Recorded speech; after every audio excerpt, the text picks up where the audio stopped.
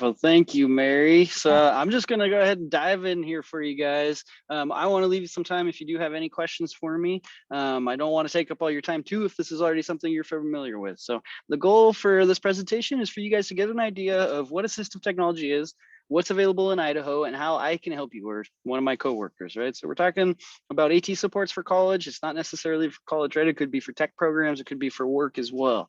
But we're going to go from devices to services. So without any further ado, the Idaho Assistive Technology Project, a little bit of funding history. So it comes from the Assistive Technology Act of 1998. Every state has some form of AT Act or AT project, right? We also partner along with Idaho SESTA, which is Special Education Supports and Technical Assistance. I'll talk about that here in a moment. And then I also work for the Deafblind Equipment Distribution Program, which is an FCC grant. It came about after 2005, after Hurricane Katrina, and it's exactly what it sounds like. I purchase and I train, I purchase communication equipment, and I train individuals who are deaf and blind on how to use that equipment. And then we provide it to them. So those individuals who have a combined hearing and vision loss. We have 4 locations for the Ietp project, or Ietp. I'm down here in Boise at the Idaho Water Center on the corner of Front and Broadway. We also have a location up in Moscow at the University of Idaho, in Coeur d'Alene, again at U of I, and then over in Idaho Falls at Life Inc. And again, my name is Nick Stallings. I'm a lending library coordinator, AT specialist. I do a little bit of everything around here just to make sure things keep moving forward, and we're hitting all our goals, trying to make sure Idahoans are familiar about assistive technology and the services available to them. So going back a little bit, Idaho SESTA. Idaho SESTA is a partnership between three places. We got the University of Idaho Center on Disabilities and Human Development, which is what our project is located under, the Idaho Assistive Technology Project. We partner with Boise State University, College of Education, and then this is all partnered with the State Department of Education, right? And SESTA stands for Special Education Support and Technical Assistance. It sounds exactly like what it is. I mean, it is exactly like it sounds.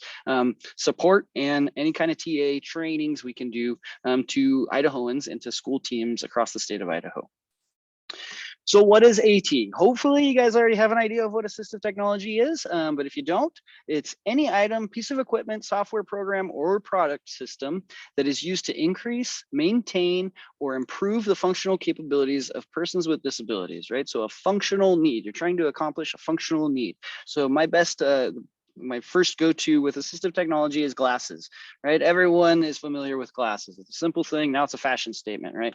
But assistive technology can get super high tech, like, you know, prescription glasses or possibly cell phones, right? We all have these all around in our pockets, little computers that can do really amazing things for us, or it can get as simple as like this.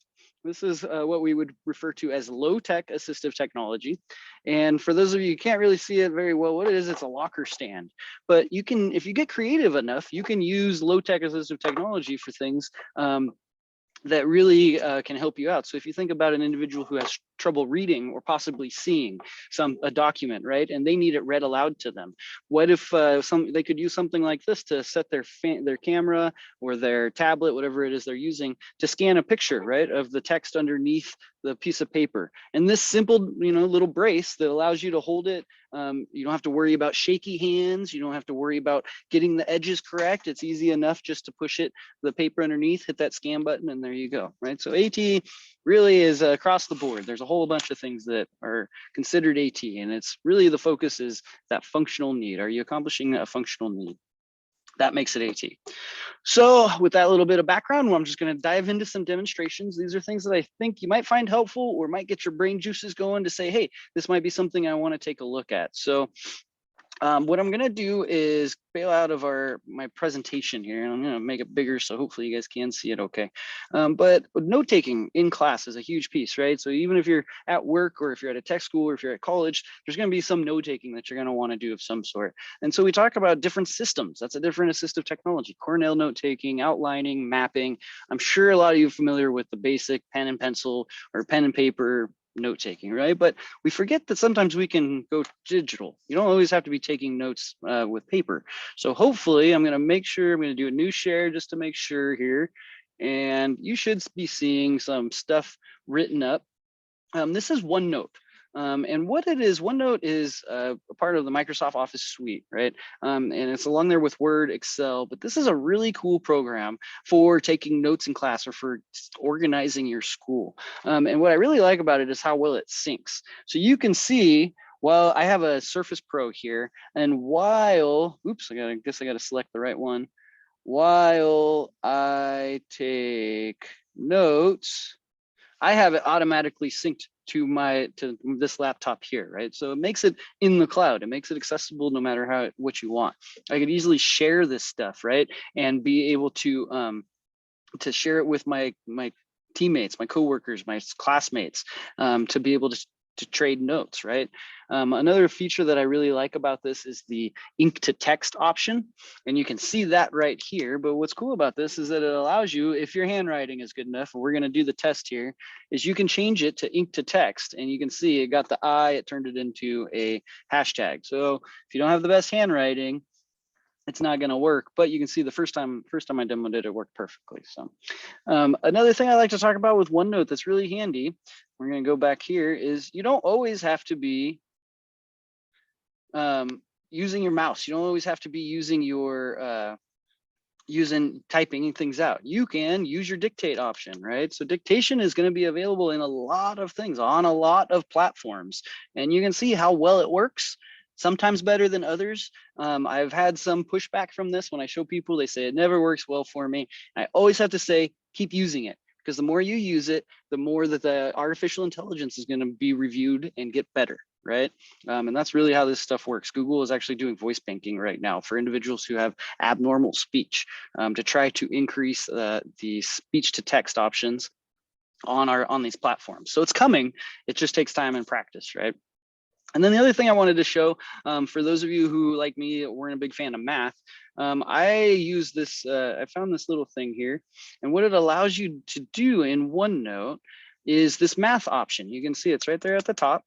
And what it does is it gives you some math support. And this is from Microsoft Learning Tools. I talk a little bit about it later in my presentation, but Microsoft is trying to do as much as they can to support students with learning tools who are struggling learners for whatever reason. So what's cool about this is you can actually solve for X, right? And it's telling me, oh, X equals 3. Well, I don't understand how I got that. Show me the steps for solving a linear equation. And not only does it show you, but it actually reads it out loud to you in Immersive Reader, right? So Immersive Reader is another option that's available in the Microsoft Office suite. Hopefully you guys are seeing this here, but you can easily play it, right, and have it read out loud to you. I'm not going to demo Immersive Reader because I think you guys are probably a little bit past that as transition, but if it's something you're interested in, Google Immersive Reader Windows, or excuse me, Microsoft Office. That's going to be available a lot, or you give me a call, right? So I showed you the writing in the notes, the syncing, the ink to text. Another option we don't really not a lot of people are familiar with are these things called the Livescribe smart pens, and they are exactly what they sound like, smart pens. I have two different versions here, and I talked a little bit about the echo in this library, but what's cool about this is for those of you who really need to stick with paper and pen, this pen allows you to actually record audio while you're writing your notes down on that paper. And what you can do is when you go to review those notes, you can stick some headphones into the top of this guy, and you can hit the word where you wrote it down, and it will jump to audio that was recorded while you were writing that note. So it allows you to get that backup support, right, while you're reviewing your notes. And why exactly did I write this here? I don't understand I don't even remember what the teacher was talking about there. You can tap on the notes and hear what was being said in the lecture. The other one here is the Symphony. This is a little bit more fancy. What it does is it uses a smartphone or a tablet and automatically converts your text, or excuse me, your written text to digital. So you don't even have to keep the pieces of paper after you write it. This is automatically transferred over to your OneNote app or to the Livescribe app, and you have access to all of that there. Another thing, this is completely switching gears here. I just wanted to talk about general stuff, but assistive listening systems can be super helpful, especially if you're in like a huge classroom, right, or a lecture hall.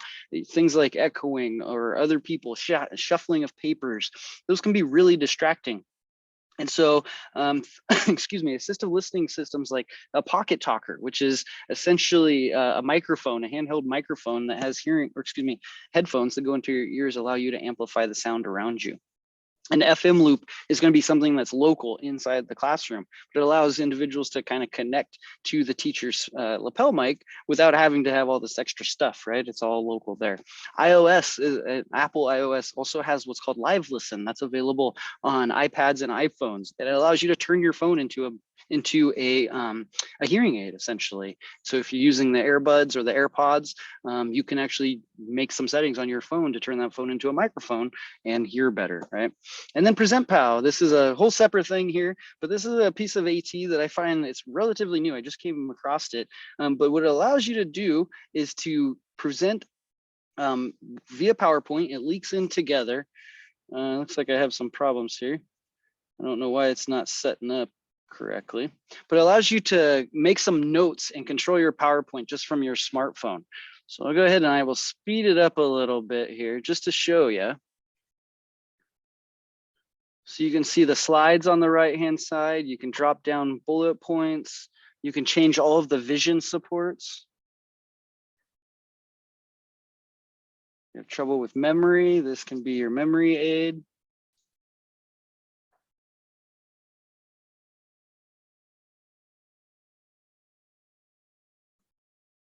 So just from your phone, you can be advancing things.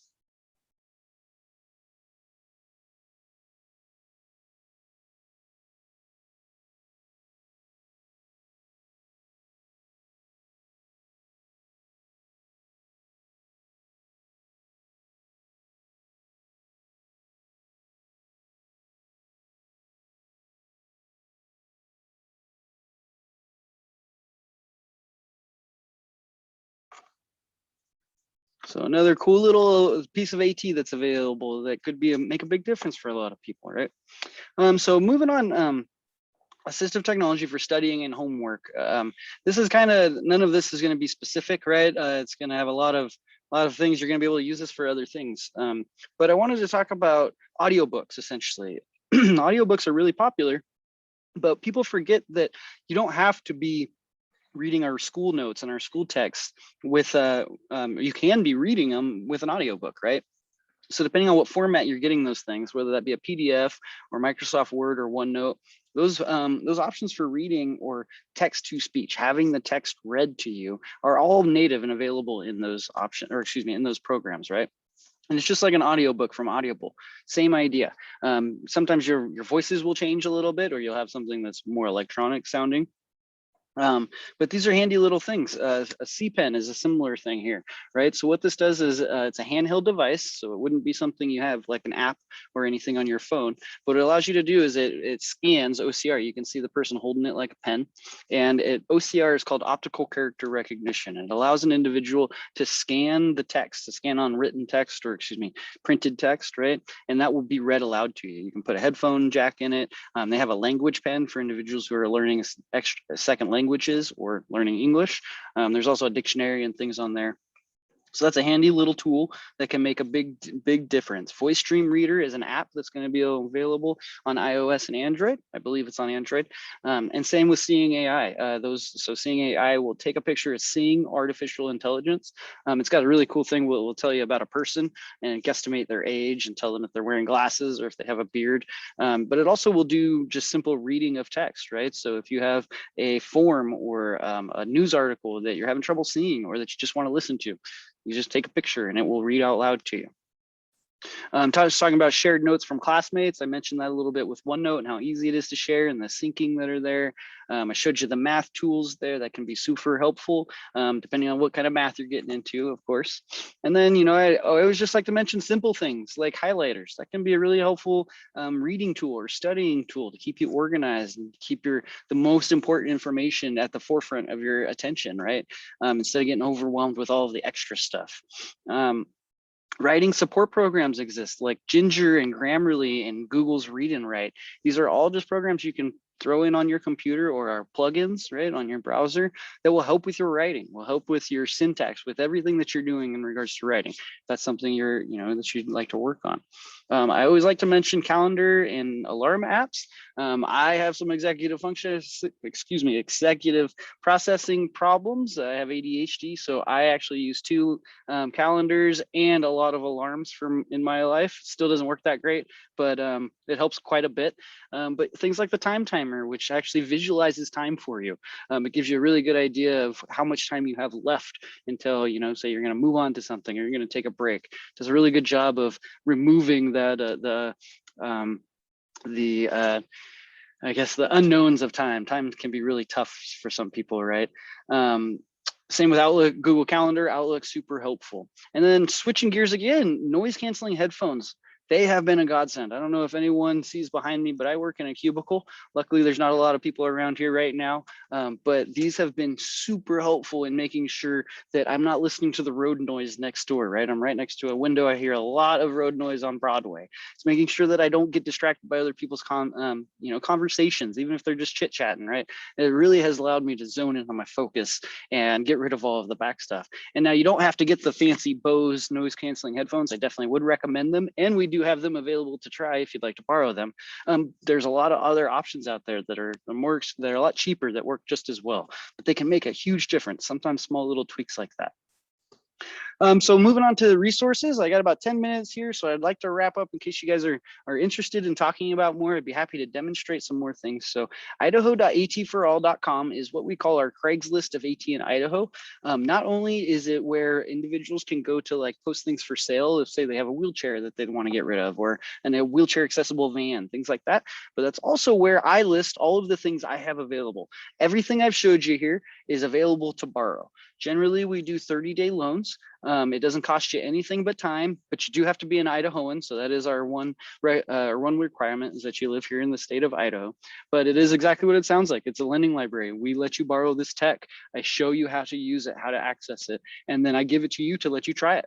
Gives you an option to really see how it's going to work for you before you have to worry about making that big leap to purchase something. So we can help you navigate those things.